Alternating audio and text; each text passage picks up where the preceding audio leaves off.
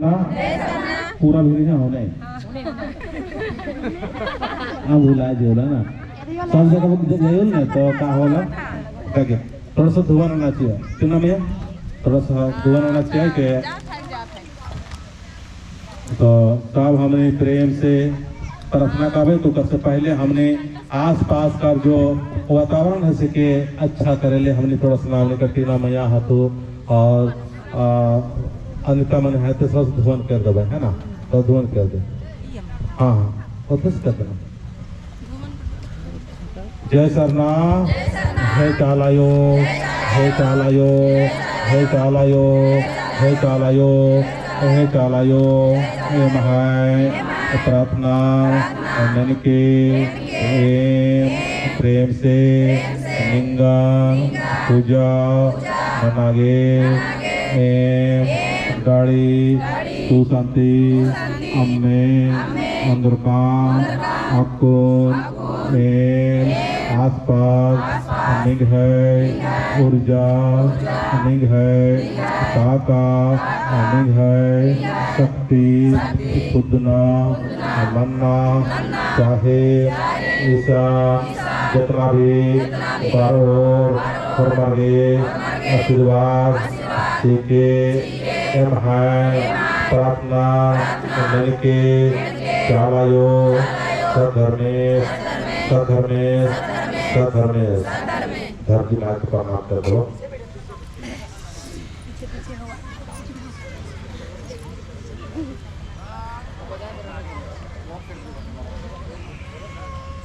खड़ा हो जाओ सब